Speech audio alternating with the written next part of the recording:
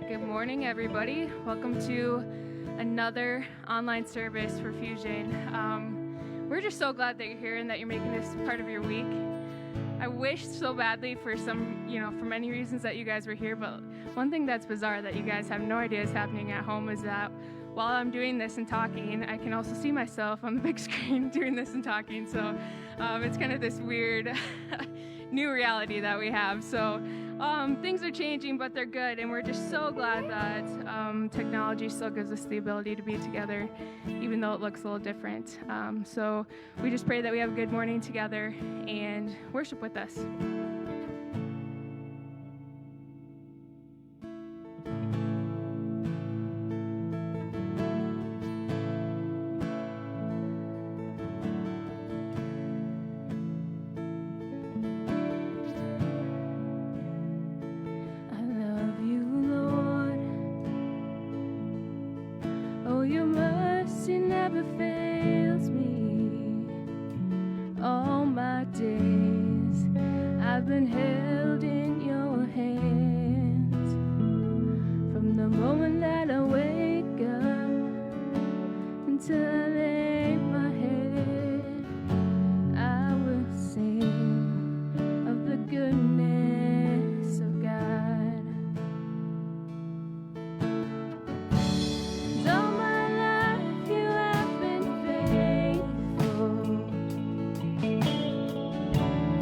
All my life you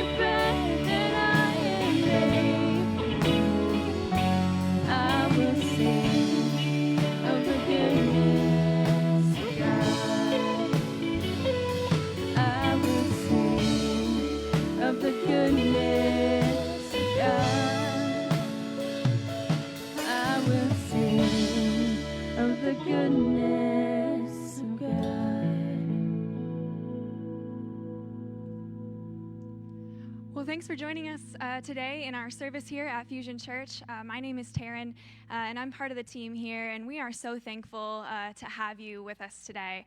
Wherever you're watching or whatever day you find yourself watching this service, we are glad to have you here, and right now I would love for you to take a moment to check in with us for today. And so you can do that by first downloading our app by texting the words Mitchell Fusion space app to the number 77977, and then follow the prompts to download that from there. You can also check in through the link on the screen, which is also going to be in the comments section. And this is just a great way for us to be able to see who is joining us for the day, to hear your prayer requests, things that are going on in your life. So we highly encourage you to take a moment to check in. Even if you've been watching for some time and you haven't yet chosen to check in, make today the day to do that. We wanted to let you know about a couple things that are going on. Today we are launching our new summer sermon series entitled Ask Us Anything. Over the course of the summer, we are going to be tackling your questions. And so we need your questions in order to do that. We already have some great ones, but we would love even more. So if you haven't already, be sure to submit your questions, which you can do through the app. I think there's also a link on our Facebook page as well. So take a moment to do that if you have not yet already. There's no question too small or too big. We will do our best to tackle them all. And then finally, we want to encourage you, if you haven't already, to get involved by joining a Fusion community. This is our way to stay as a community this summer, even though worship looks a little bit differently. So we encourage you to gather 3 to 4 other families, whether it's other people from Fusion, your neighbors, your friends, your family, and just build some community together. Watch the service together in your backyard. Talk about the service after you've watched the service. And there's even ways to be able to serve our community as well through that. So please check out the information at the links. And if you have any questions, please feel free to reach out to Jordan or I at our emails.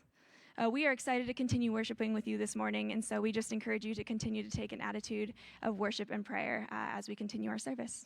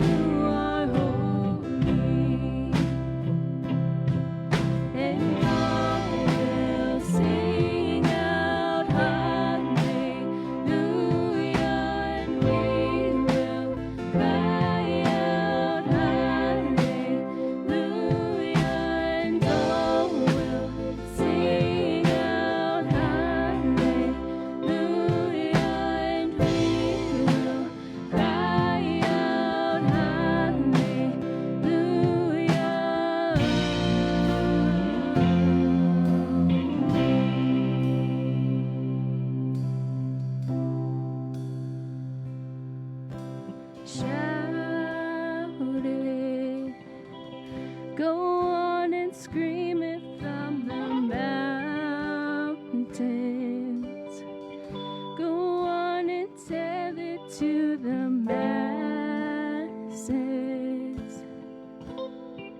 that He is God.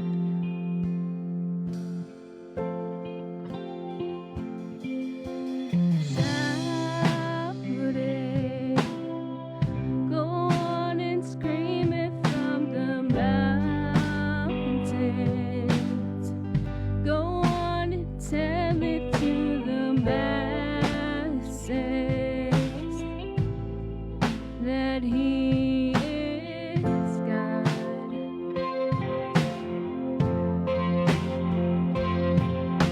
Shout it, go on and scream it from the mountains. Go on and tell it to the masses that He is God.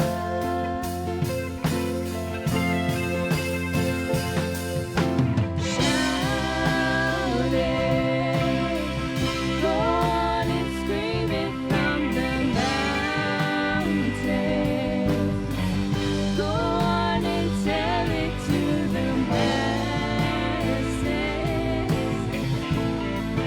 that He is God.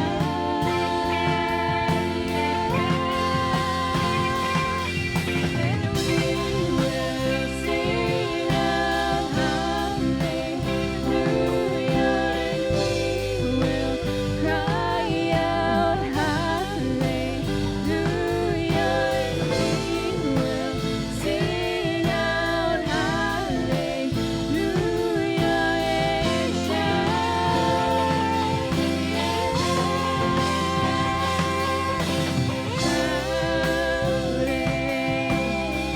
Go on and scream it from the mountains. Go on and tell it to the masses that He is God.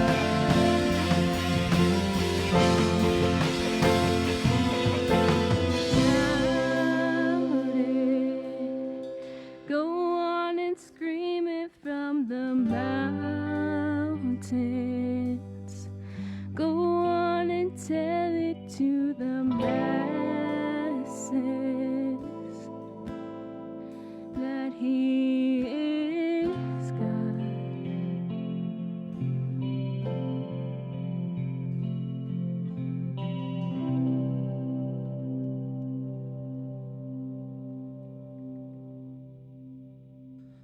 God, as we come to worship You, wherever we are this morning, we claim that to be true, that You are God.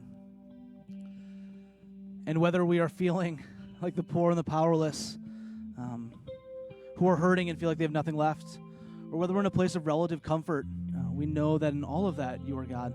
And there are things You are wanting to call us to.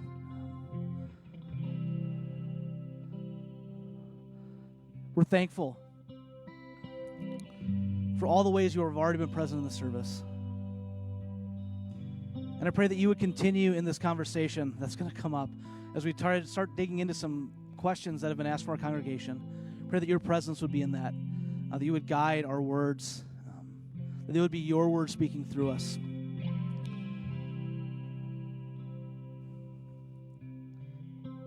There is so much pain in this world right now. And as that first song said, we know that You are still good. And it is a goodness that we may not see in this moment, but that we may only be able to witness looking backwards. So would You give us glimpses of Your goodness, of Your presence, that we can cling to today? That when it feels like the world is falling apart around us, when it feels like injustice is winning, that we would see You clearly moving and sustaining us in powerful ways. We ask all this in Your name. Amen. Well, good morning, Fusion. My name is Jordan Minnick-Kiesbo, and I'm one of the pastors here. As we've mentioned earlier in the service, we are starting a new series that is being fueled by questions you have submitted. And the first one was submitted that asks, who are the marginalized among us, and how can we as a church love and serve them? This seems a very fitting question for right now, unless you are living under a rock, which I hope you are not doing. So what we've done today is I've invited my friend Vani Harari to come and join me for a conversation. Vani is the president of Think 3D Solutions in Sioux Falls. Is that right? Did I get that right? Which is a consulting firm that looks at leadership development and creating solid corporate cultures. He is a musician and works with one of the better live bands in Sioux Falls, I will say. It's called V the Noble One and the Knights Tempo. They're a blast if you ever get a chance to see them. Vani and I have known each other for a few years. He and I took some seminary classes together. Was it just Susan's class, or were there other ones? Just Susan's. So the dear Susan Reese, we were in her class together. He's become a friend over the years. And so as I thought about this question and how do we talk about the challenges we're facing as it relates to the church, as it relates to people on the margins in our current cultural moment, Vani was someone I reached out to and said, hey, I've got this crazy idea. Any chance you'd be willing to drive with me to Mitchell on Sunday and have this conversation with our church? And he graciously agreed, which I was pleasantly surprised by. So wherever you're at, if you could welcome Vani, I would appreciate that. Thank you. We've got some golf claps going here in the space. Again, this is those moments where being in this empty space just feels a little awkward. So, rowdy crowd. Yeah. So the question this week, as I mentioned earlier, is who are the marginalized among us, and how do we love and serve them? Again, in this moment where I think I can say this, racial tensions are probably as strong as they have been in my lifetime. At least as I've witnessed it. I think we need to talk about the fact for us in South Dakota, which is not terribly racially diverse, the role that race and different ethnicities play in these conversations. So I was looking up stats this week, and I think Mitchell is like 92% white and about 2% black. Sioux Falls, I think, has greater diversity at this point. But growing up, I mean, that was kind of my story. So you were born in Buffalo, New York, yes? Yes, sir. And when did you move to Sioux Falls?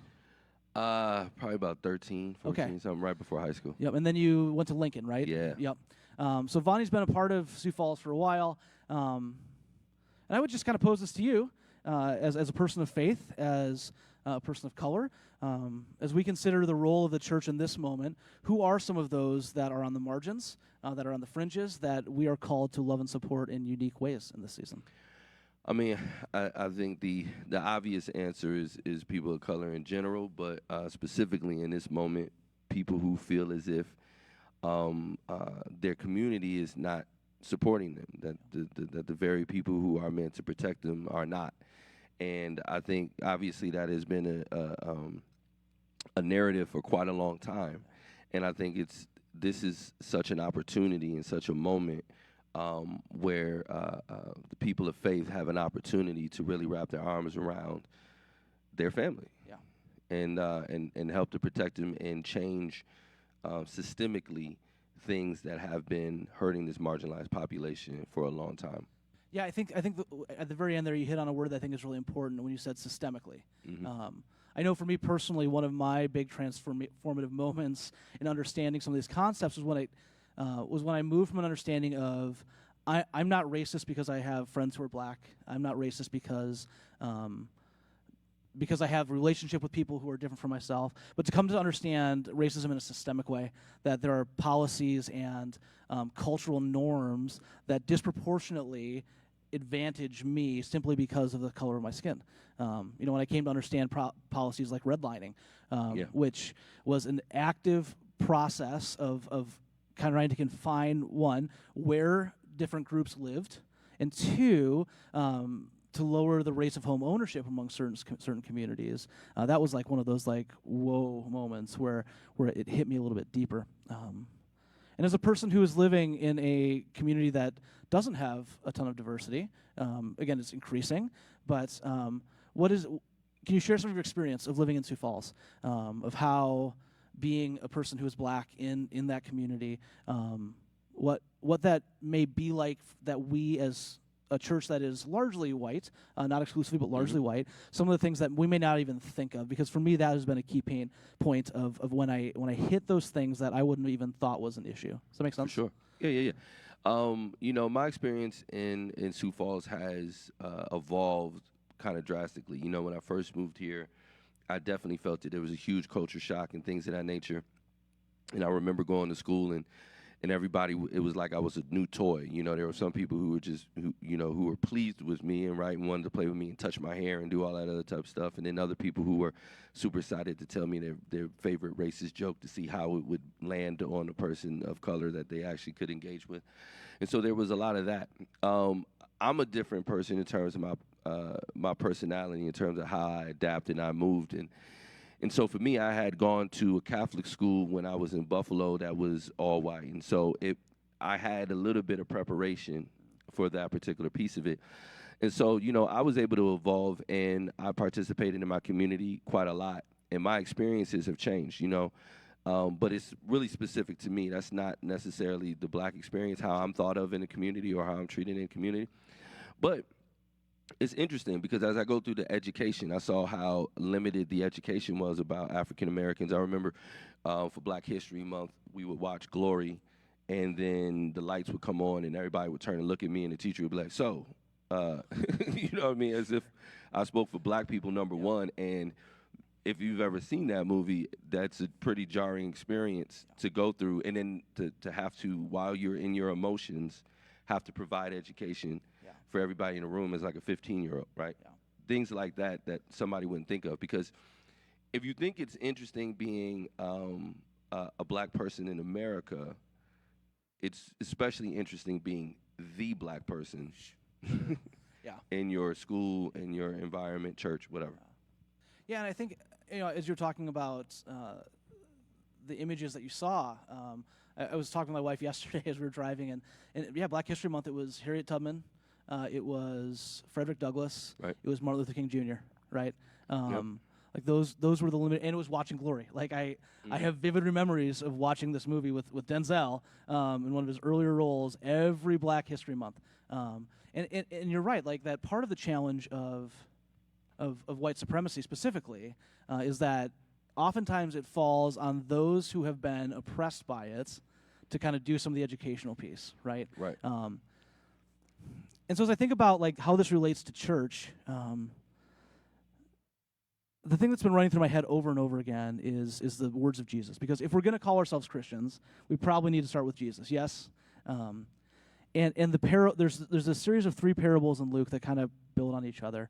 Of the parable of the lost sheep, right? Where hopefully you know the story, but one lost sheep of 100 is lost, and Jesus talks about the shepherd who leaves the 99 and goes for the one, which is this powerful story of Jesus kind of saying all of these sheep have value, because if you had 100 sheep, you wouldn't probably care about the one, right? Mm-hmm. But then he kind of progresses this into 10 coins and one is lost, and finally culminates it with the parable of the lost son or the prodigal son. That there's this increasing value of you wouldn't go look for one sheep, but you would go do everything you can for a child that has been lost. And as I look at our culture, the one of the challenges I have found is how do we increase conversations like this? How do we as the Church of Jesus, in a culture where, Martin Luther King famously said that 11 o'clock on Sunday is the most segregated time in America. Mm-hmm. Now, we meet at 10, but that still applies to us, right? What are steps, from your perspective as a person of faith, that I, 2 friends kind of just talking here, mm-hmm. What are some steps that I can take to try and educate myself better and to be more aware of these challenges that I may not be aware initially, and how can I be the body of Christ to a community that's has unique hurt right now? Well, one, I think in terms of education, like you said, typically the person who suffered the abuse has to educate the abuser, and that's the nature of things, right? Yep. That goes outside of race and into every type of abuse, but. Part of the reason why the one sheep has to be valued like the 99 is the same way that, any sin is all sin, and essentially it's because what happens when you resign yourself to the idea that you can let one get away. Then does two matter, and it is three matter, and so you have to be resolute and in the conviction to make sure that people matter, right? The other piece of it is the beautiful thing about being people of faith is that you don't have to do anything especially different except for what you say you do. Sure. Yeah, right? I mean, So- one of the foundational pieces of the entire Christian narrative at the beginning of Genesis is this idea that all of humanity is created in the image of God, right?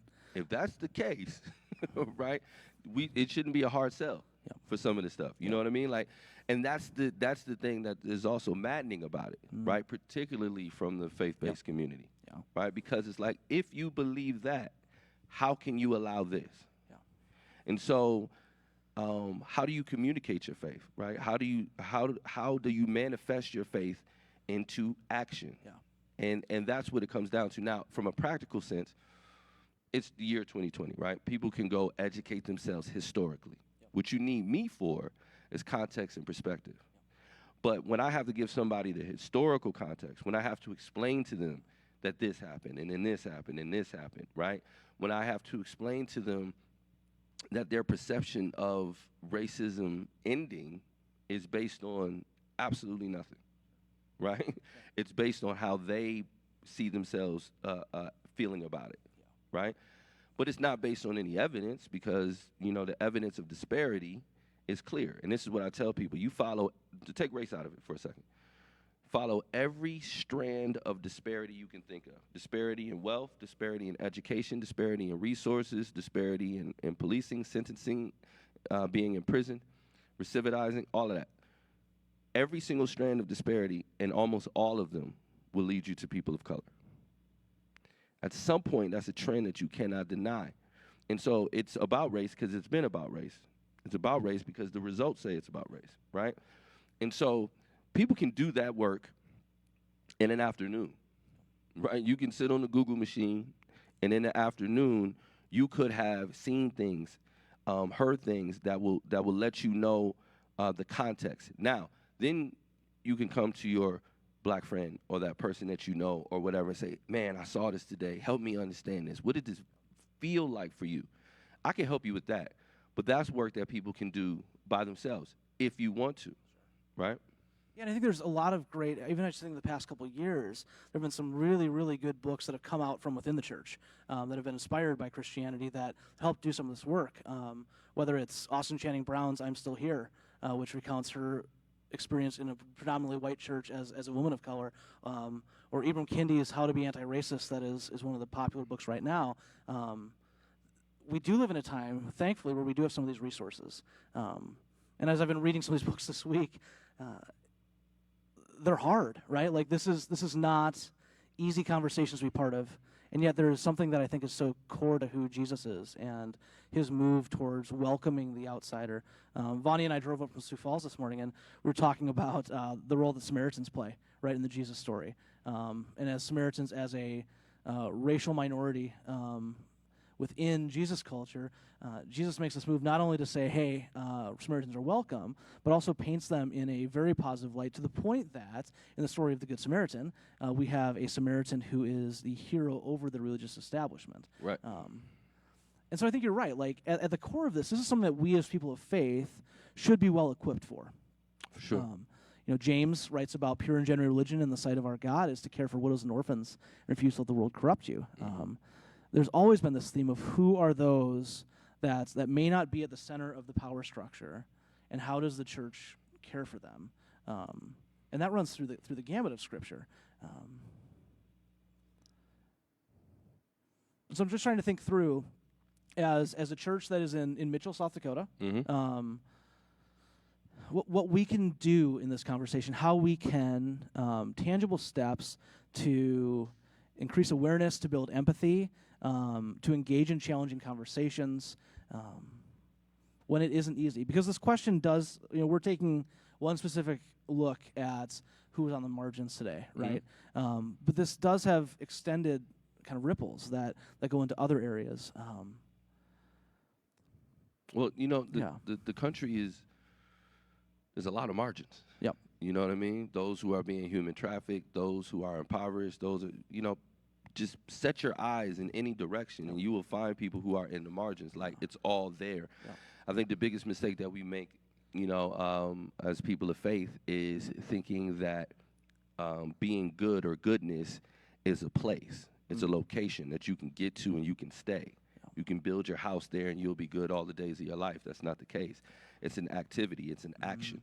It's a moving target. Honor, integrity, all of those things are not owed to you, right? Those things are moving targets. Every day, you could be honorable every single day of your life and lose it in a moment, in a decision. So we have to understand that every day we're waking up trying to find the thing that gets us to that place. Sure. And what gets us to that place is our actions, is our activity, is where we put our energy, is how we engage with those people in the margins. And I think if people reconnect to that part of their mind and they're looking to put that action out there, and I think we can all admit in the world that good has to go on offense. Yep. The negativity is so prevalent because it is, right? Any space that's not occupied by light will ultimately be occupied by darkness. Light wins 100% of the time. You click on a light and it's done. But it has to be there, it has to be present. And a lot of times we take ourselves out of the world instead of engaging in it. And for me, that works against the belief that there's victory in belief. There's victory in your faith, that there's power in that. If there is, then we have to put that into the world, and good has to go on offense. We have to take that activity. People always say, never argue with fools because from a distance you can't tell who's who. But what they don't really say is, right, is the ills of having the fool be the only one that speaks. Sure. Having The fool be the only one that people hear, because things that go uncontested are taken as true. And it's time to challenge those perceptions. Yeah. Yeah, as you were talking, I thought back to two characters from the Old Testament that I think about regularly, of Moses and Samson, and how they kind of paint this differing approach, where Moses lived a really solid life most of the way, but then had this action where he struck out a rock and was not able to enter the Promised Land because of it. And you have this kind of juxtaposition of Samson, who is making really terrible decisions all along the way, right? But in the end, he has this moment where he is able to live into who God has called him to be, where he's able to fulfill his purpose. And I think there's a call for all of us as we look at that of the past is important, right? Like what has brought us to this place matters, and we get to choose what we do going forward. We get to choose our next steps. We get to choose how we engage in this conversation. And sometimes that may involve us saying, like, I made mistakes. Like, we need to own that this isn't about shame, right? Like, if we can move forward, that in and of itself is something that we can focus on rather than regretting and being incapacitated by things of the past. Does that make sense? For sure. That's also why there's so much urgency around this. Why people are so frustrated. And so that this is why it's important to have the context. Because if you don't have the context, you think people just got mad now, or people just whatever now. Yep. But what we have to remind people is that part of the reason why you see people activating the way they're activating is because praying didn't work, asking didn't work, hoping didn't work, wishing didn't work, begging didn't work, pleading didn't work, asking again didn't work. That's how people arrive at this place. And so when people say, it's just going to take time. No, logistics take time. The decision is instant. Just like when you choose God, it's instant. Yep. Right? When you make that choice, you're in a different world right now. The logistics of changing, how do you change the educational system? How do you change the financial system? All that. The logistics of it take time. The decision to pursue that, the decision to say, I'm not going to be in this space anymore, the decision to say, I'm on this side of it, I'm going to be in action behind this, that's instantaneous. We could choose to be a better country, a better world right now, today, and we will be as soon as we make that decision. And I would say a better church, right? For sure. The church is part of this too. For sure. It's a huge part of it. And this, I think, for me as a faith leader, someone who works as clergy, where this gets exciting is that this is a place where the church is well set up by our beliefs that we can lead on this, that we can be a bridge between hurting people, right? Because we all know that hurt people, right? For sure. And that if we as the church can demonstrate on some level how to do this thing, right? How to find these points of commonality, how to work together to be the church that God is calling us to, we have an opportunity to lead on this, to be Yeah. sources of healing rather than sources of division. Yeah. Well, I mean, again, this, for the church, this should be a layup, right? This Yeah. should be a layup. This should be no question about it. And I think that it's really is one of our greatest sins. Like, we see it, we know it, and the only question is whether or not we're choosing to ignore it, whether or not we're just choosing to observe it. And when you talk about the Good Samaritan, it's just to be able to say, listen, everybody else walked by. It's not that you did it, Yep. right? It's not that you caused it, but you walked by, right? And at some point, you have to own that. Yep. And what that means, and what you're able to endure, and what you're able to be comfortable with, what you're willing to endorse, what you're willing to co-sign, what you're willing to invest in, is those institutions that see people hurt and that we walk by. Yeah. And that is a conscious choice. Yep. And we can do better, and we have to do better. And historically in the world, we looked to the church to lead us through these things. And if we want to arrive at that place again where people have that true connection with their faith, we have to take that leadership. It's a requirement. It's a responsibility. You can't shuck that responsibility.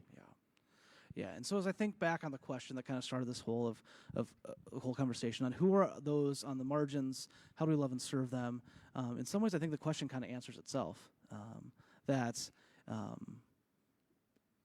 Love and awareness becomes part of it, right? Right. And how do you love and serve those on the margins? Is you love and serve them, right? So I think as we kind of bring this conversation to a close, for those of you that are watching from home, either whether right now or whether throughout this week, some things I'd like you to think about is who are those in your world that are on the fringes, right? Whether that be people of color based off of where we live, right? Mhm. Where there isn't great representation, whether that be people who are economically disadvantaged, whether that be people who have physical disabilities. I mean, there are so many different areas where we need to consider those who are not the central picture when we think of the church, right? Like, who are those that when we think Fusion that don't necessarily fit right in that line? So who are those people that you interact with regularly that God is calling you to first see, right? And then to love and serve?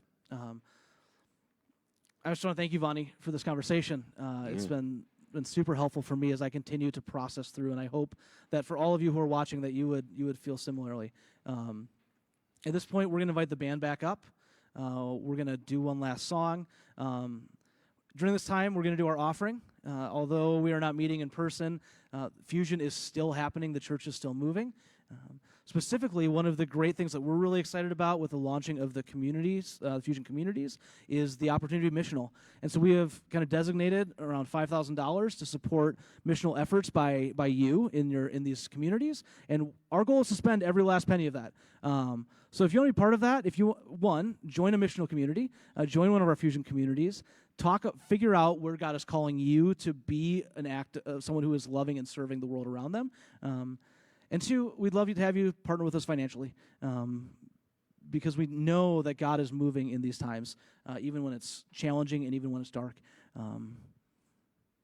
So, worship band, we appreciate you, and I'm just going to close this with a quick word of prayer. So, God, thank you for time with Vonnie. Thank you for time to talk about some of these tricky topics.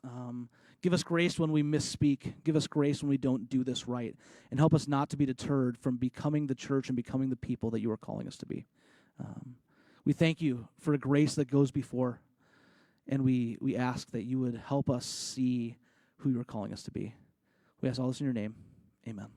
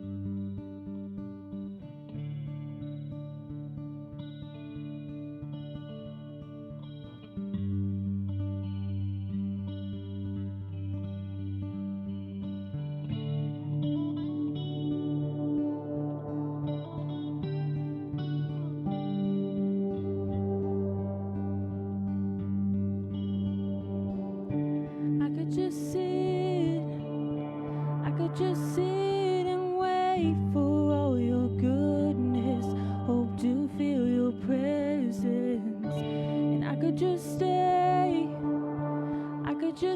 right where I am and hope to feel you, hope to feel something again.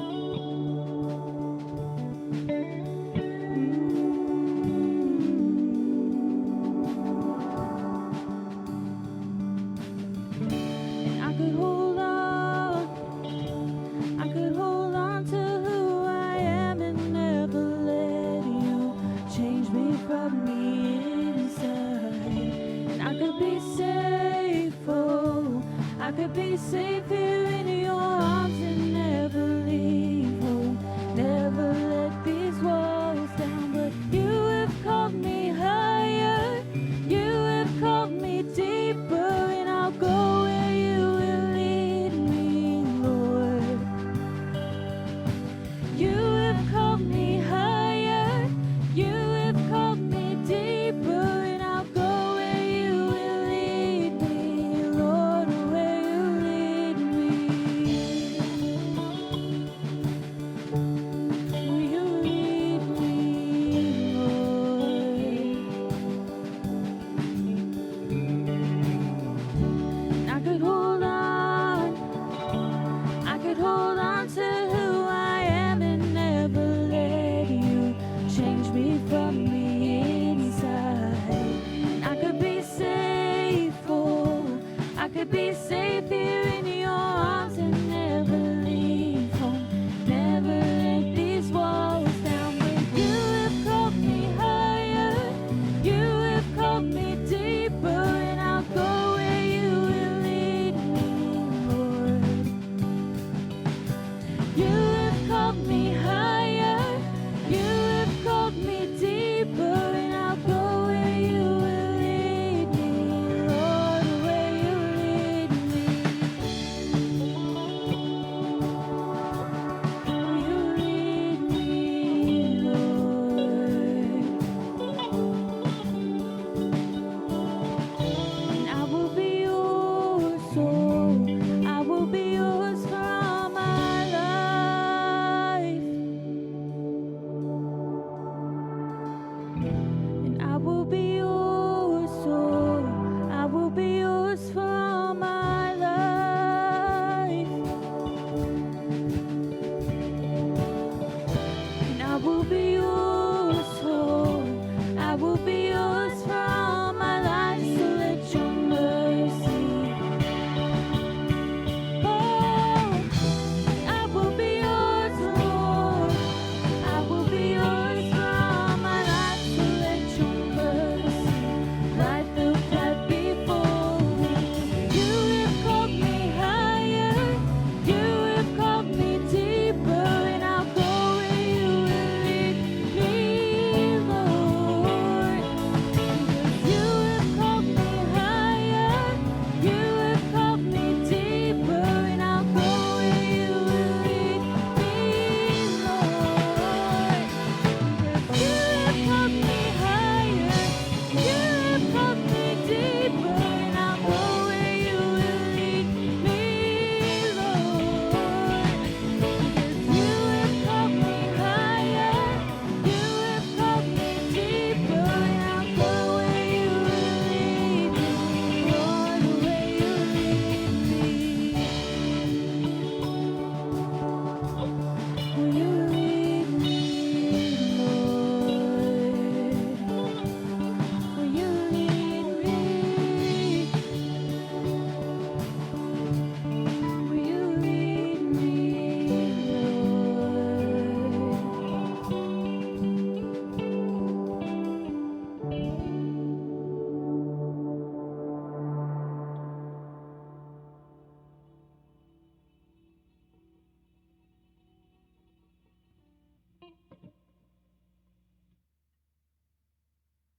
I guess I'm closing. It's never a dull moment here, right? Thank you for joining us today. We appreciate your participating in this conversation. If you have questions you want us to address, we'd love to have you submit those still. You can find the link on our Facebook page, also in our midweek email. if you want to start a Fusion community, we have space to build more of those. And we have a form that is also on our Facebook page you can fill out, and we'll help you administer that however we can. This summer, would you find ways to build connectedness even as our world has made that challenging? We believe that God is moving, that God is doing good things, and we want to be part of that. So thank you. Have a great week, and grace and peace.